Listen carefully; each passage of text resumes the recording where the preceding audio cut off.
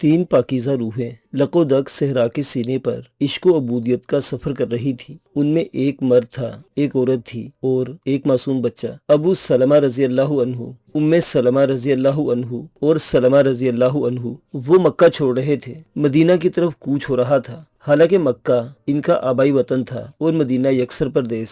घर के दरो दीवार तक से इंसान को गहरी मोहब्बत होती है। वतन की गलियां भी आदमी को दिलो जान से ज्यादा अजीज हुआ करती हैं। कारोबार और मुआशी वसाइल में भी जी अटका रहता है। दुनिया और इसके अलाइक और इसके ज़ाहरी सहारों को आदमी क्या कुछ स्पुर्दगी इल्तफात अता नहीं करता, मगर ये तीनों इन तमाम चीज़ों को अपने पीछे छोड़े जा रहे थे और सामने अब जो कुछ था वो वीरान सहरा था और सहरा के उस पार मदीना की नई बस्ती, जहाँ पहुंचकर इन्हें असर नो अपनी दुनिया बसानी थी, नए सिरे से जिंदगी शुरू करनी थी, वरना फिर हमेशा के लिए खत्म हो जाना था। कोई इन्हें इस सफर पर मजबूर नहीं कर रहा था, कोई लालच भी नहीं था और वो दीवाने भी नहीं थे। तो फिर आखिर ये क्या हो रहा था और क्यों? आखिर कौन थे? तारीख पुकार पुकार कर कह रही है कि ये अल्लाह के वफादार बंदे थे और इनका ये सफर इश्क व अबूदियत का जानिसाराना सफर था। वो हिजरत कर रहे थे। हिजरत जो एक बहुत बड़ा जिहाद है, इंसान का खुद अपने अजीज तरीन जज्बात के खिलाफ जिहाद, खुद अपने हाथ से अपनी शहरग पर तेशा चलाना, अल्लाह को अपनाने की आरजू में उन अजीजो लजीज चीजों से खुद को काटना जो अल्लाह और अल्लाह के बंदे के दरमियान हाइल हो रही है। यही वो सफर था जिसके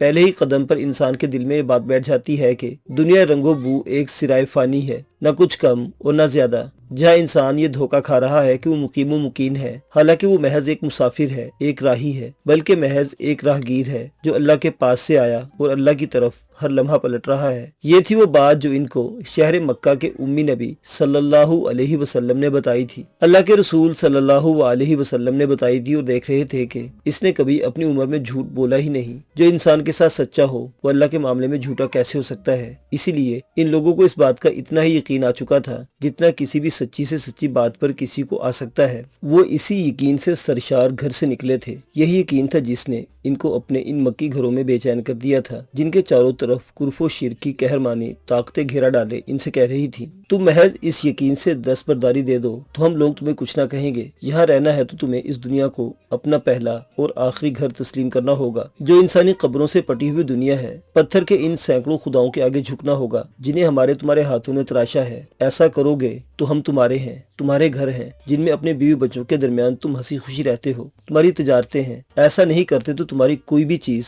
तुम्हारी ना रहेगी। ये दो यकीन थे कि जो पूरे जोरों शोर से टकरा रहे थे, जिनमें एक खुद फरेबी था और दूसरा खुदाशनासी। और खुद फरेबी ने देखा कि खुदाशनासी ने बेझिझक अपनी सारी दुनिया इसी मानवी यकीन के दाव पर लगा दी और वो तीनों दुनिया से दामन झाड़ कर अपने अल्लाह की तरफ चल खड़े हुए थे। कितने सच्चे और कितने गहरे थे वो अपने यकीन में। कुफ्र और शिर्क आग बगोला हो गए, झल्ला उठे, बौखला गए। कैसे मुमकिन था कि इतनी बड़ी कुर्बानी लेकर वो इनको अपने जानो ईमान सलामत लेकर यूं ही चला जाने दे? कितनी शदीद है वो दुश्मनी जो तागूत को अल्लाह से है, कुफ्र को ईमान से है। अबू सलमा रजी अल्लाह अन्हु और उम्मे सलमा रजी अल्लाह अन्हा दोनों के अपने अपने कबाइल ने दोनों तरफ से उनका पीछा किया और एक वहशियाना हमला करके बनी मुगीरा के लोग अपनी कबीले की खातून उम्मे सलमा रजी अल्लाह अन्हा को जबरदस्ती घसीट कर ले जाने लगे। दूसरी तरफ अबू सलमा रजी अल्लाह अन्हु के कबीले बनी अब्द असद के लोगों ने हल्ला बोला और मासूम बच्चे सलमा रजी अल्लाह अन्हु को माँ की गोद से नोचते हुए कहा, उम्मे सलमा के कबीले वाले अपने कबीले की औरत को ले जाते हैं तो ये बच्चा हमारे कबीले का बच्चा है, ये हमारे साथ जाएगा। बेकसी और बेचारगी ने माँ बाप पर कर्ब तारी कर दिया।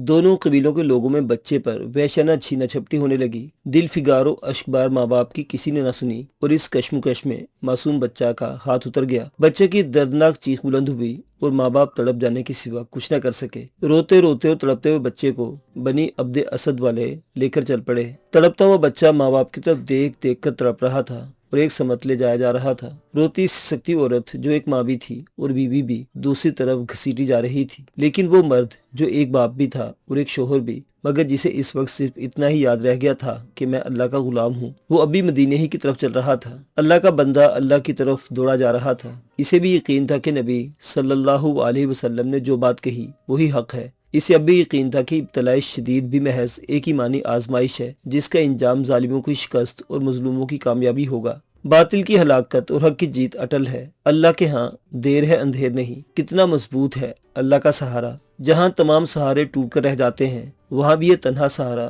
دل ڈوبنے نہیں دیتا، مایوس ہونے نہیں دیتا، شکست کھانے نہیں دیتا۔ محیب سے محیب حقائق اس سے ٹکراتے ہیں مگر خود ہی سر پٹخ پٹخ کر پاش پاش ہو جاتے ہیں اور یہ سہارا جوں کا تو قائم رہتا ہے، بلکہ سچ پوچھے تو ہر بار کچھ اور مضبوط ہوتا چلا جاتا ہے۔ کیسے بد نصیب ہیں وہ لوگ جو اس سہارے سے محروم ہیں اور اس سے محروم رہنا ہی چاہتے ہیں اور اس سے محروم مر جانا بھی گوارا ہے۔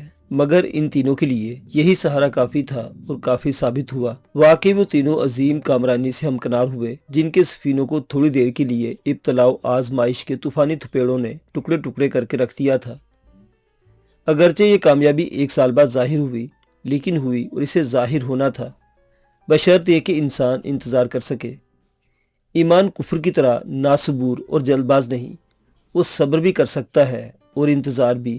جاگداز آزمائش کے عالم میں ابو سلمہ رضی اللہ عنہ اور ام سلمہ رضی اللہ عنہا اللہ کے فیصلے کا انتظار کرتے رہے، مگر نہ مرد نے ہار مانی اور نہ عورت نے۔ 1 سال تک ابو سلمہ رضی اللہ عنہ مدینہ میں اپنی شریک حیات اور اپنے جگر پارے سے جدا رہے۔ 1 سال تک ام سلمہ رضی اللہ عنہا ریگستان کے ذروں کو اپنے آنسوں سے تر کرتی رہی۔ کفر و شرک کے سینوں کی ہر راحت ان کی روح میں خار بن کر کھٹکتی، وہ بے کل ہو کر گھر سے نکلتی اور صحرا میں جا کر اپنے نادیدہ خدا کے حضور میں رویا کرتی تھی۔ بس یہی ایک شے تھی جس میں ان کو سکون ملتا تھا۔ ماں باپ اور بچہ تینوں اپنی اپنی جگہ بے قرار بھی تھے اور اشک بار بھی، مگر کتنے اطمینان کی یہ بات تھی ان کے لیے کہ یہ ظالم دنیا ہم سے ہمارا سب کچھ لوٹ لینے کے بعد بھی یہ محسوس کرنے پر مجبور ہے کہ وہ ہمیں لوٹ نہیں سکی، اس لیے کہ ہمارے ایمان پر ہاتھ ڈالنا ان کے بس کی بات نہیں۔ ساری دنیا بھی خفا ہو جائے تو ہو جائے، وہ مطمئن تھے کہ ہم سے اللہ راضی ہو جائے۔ اور پھر 1 سال کی طویل آزمائش ایک دن ختم ہو ہی گئی اور اس کے ساتھ ہی ان تینوں کے لیے جیسے تمام خوف،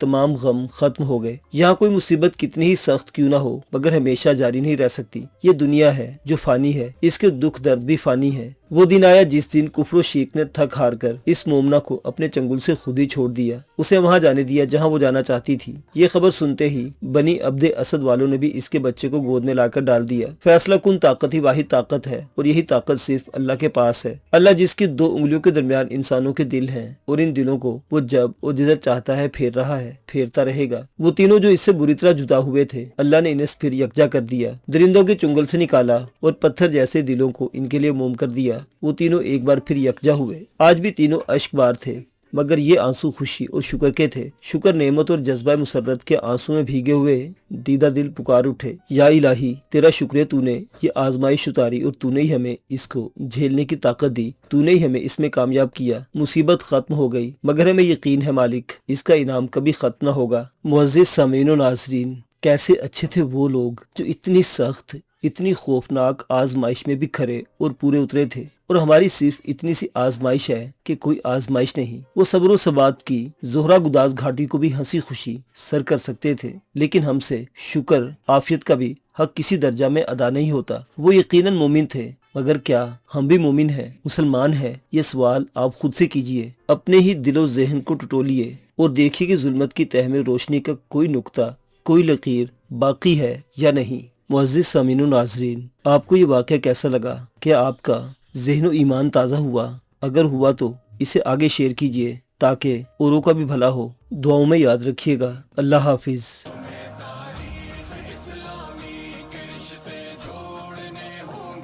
بہت سے بن چکے ہیں سومنا تب تو